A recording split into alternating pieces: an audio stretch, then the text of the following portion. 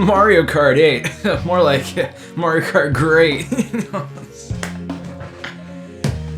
Oh boy. You know, I don't know what it is about Mario Kart, man. Like, every single game in the series is like the gosh dang best thing ever. And Mario Kart 8 is no exception to this. Except for, this battle mode. This is not good. So I wanted to do a top 8 of this game, which I thought would be clever because it's Mario Kart 8, but apparently everyone else on the damn internet did it. So I'm screwed. So instead, I'm gonna be even more original and do a top 10. So without further ado, here's my top 10 favorite Mario Kart 8 tracks.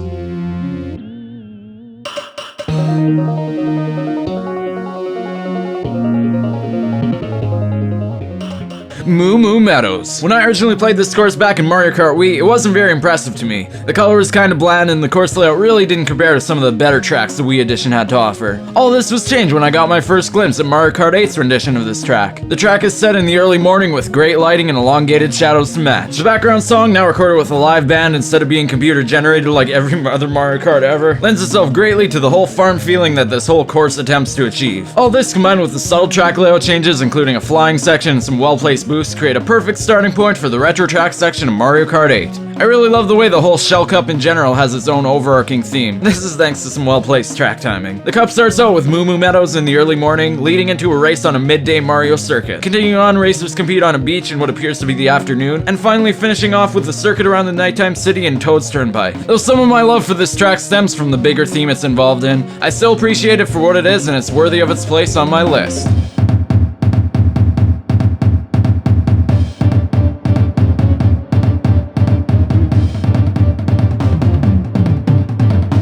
Now I may come off as strange for saying this, but I never grew super attached to Super Mario Bros. 3 like some people did back in the day. That said, I love the game, but it's always been overshadowed by the more modern Mario games like Super Mario World and, I guess, Super Mario Galaxy in my mind. But with that out of the way, Cloud Top Cruise is awesome. I would have never thought racing on what is essentially flying pirate ships in the clouds with vines could be so fun, but Nintendo pulled it off so elegantly. This course pulls inspiration from the likes of Mario Bros. 3 and the duo of Galaxy games, going so far as to borrow an entire portion of its background song from the latter. Mario 3 has never been my favorite in the franchise, but gotta love me some of them airships.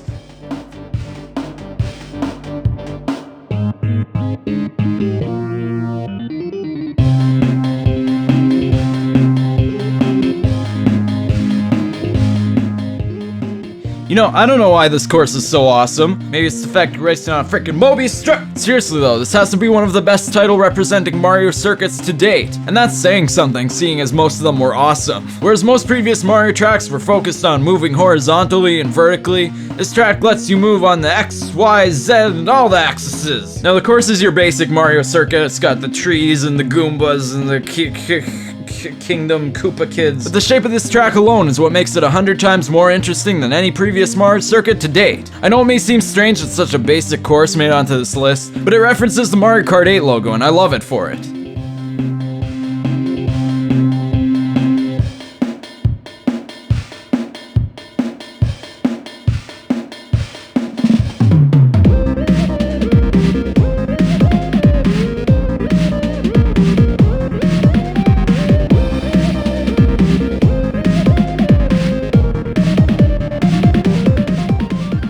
As with most of the tracks from the likes of the Game Boy Advance and SNES Mario Karts, this course is rather basic, but Mario Kart 8 adds its own little twist to make this retro track a lot more interesting. The course starts out really laid back with gradual turns and a relaxing backdrop, and it's little birdies, when all of a sudden, oh my god!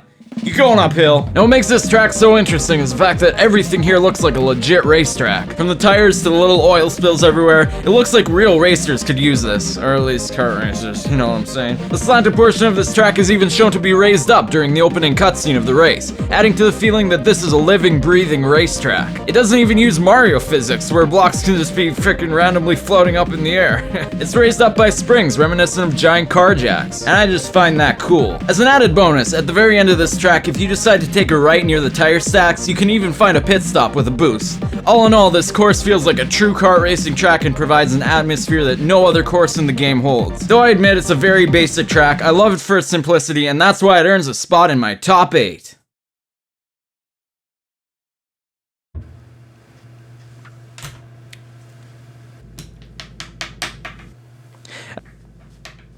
It's not good. It's not good. Dolphin Shoals. This track is amazing. Something about the lighting and the music and the everything's just perfect. Though the course design is superb, the music is definitely my favorite part of this track. The background music makes full use of the fact that the soundtrack is now recorded by a live band, and in a similar vein to Mount Wario, the song changes based on where you're currently racing on the track. Starting with a more tropical theme, the song eventually transitions into a full-out, off-the-wall, mind-blowing jazz tune. Though my reasoning for liking this track may be quite biased due to my predisposition towards video game music, this course also references the dolphins that made their debut in Super Mario World, and anything that pays homage to that masterpiece of a game gets an A+ in my book.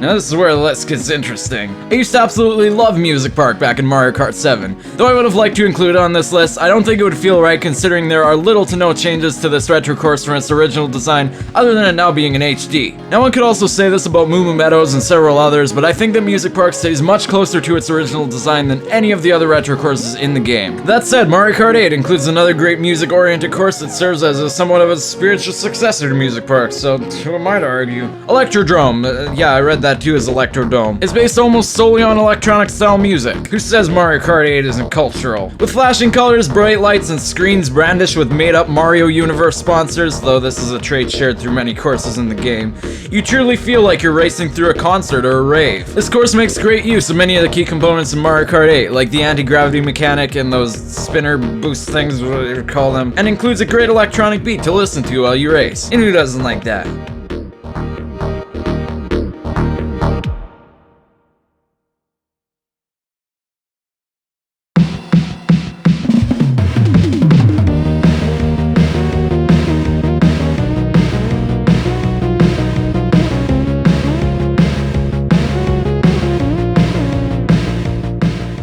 When many of the previous iterations of the series started players off in a new Luigi circuit or similar track, Mario Kart 8 bravely steps away from this staple to give players a completely new type of course. Whereas most tracks represent a racer in the game, for example Waluigi Pinball or Daisy Cruiser, Mario Kart Stadium represents the game and racers as a whole. This course does what every great first level of any game should do. It shows off most of the main features while not overburdening the player with tutorials or complicated tasks right off the bat. Like, I don't need a freaking pop-up box telling me this pad here lets you go anti-grav. Just smoothly transitions. Next up, there's a ramp with a blue. I don't know what to do with it, so I go over it and all of a sudden... Mario Kart Stadium serves as a great warm-up for the more complicated tracks to come, and that's why it's my number 4 pick.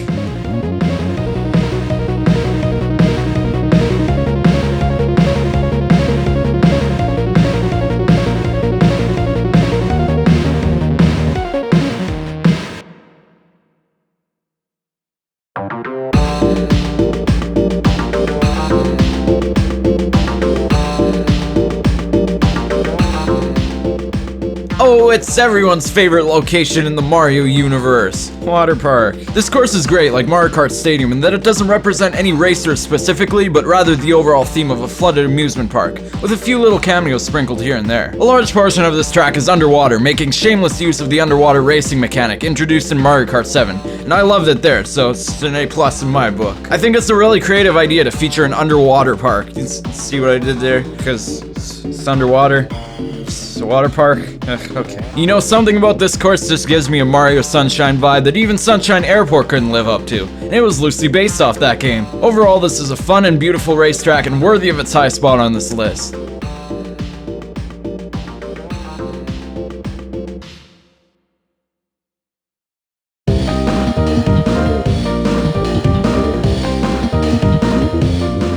Remember back in Mario Sunshine when everyone wished they could play through the least exciting part of a vacation?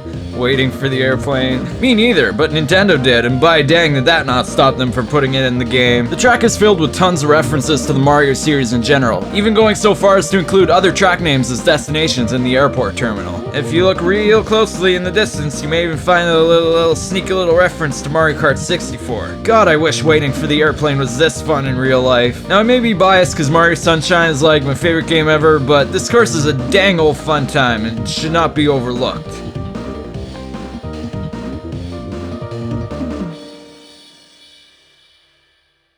Mount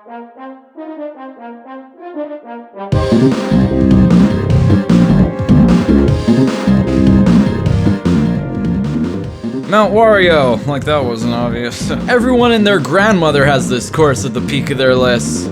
See what I did there? Cause it's peak is mountain. You begin the race skydiving, literally skydiving from a plane, only to land on the summit of an icy mountain. Continuing on down the course, you reach a cave with some anti-gravity and flying sections. And might I remind you, this is only seconds into the first lap. In the short few minutes that it takes to race the entire course, you've crossed so many different types of terrain, it's mind-blowing. Sure, but man, sit down, it's okay, Wario's got you covered. From a dam to a forest to a downhill slalom course, this track is almost as evergreen as Mario Kart itself. Get it? Cause evergreen? Cause for... The jokes just make themselves around here. This track is also unique in that it's the only track in Mario Kart 8 that features a 3-section system, as opposed to being a simple circuit. Each section even includes its own musical score, which gives a unique feeling to every area, and when combined creates one of the best songs in Mario, heck, even maybe Nintendo's history. Wario Coliseum, Wario's Gold Mine, and you know, even Wario Stadium to a degree are some of the most renowned racetracks in all of Mario Kart history. Nintendo must just have a thing for that fat yellow anti-plumber, because with the recently announced DLC bringing Wario's Gold Mine back as a retro course, Wario is literally dominating the stage list with 3 great tracks. That's 3 more stages than Pink Gold Peach will ever be getting. Damn it, I hate you.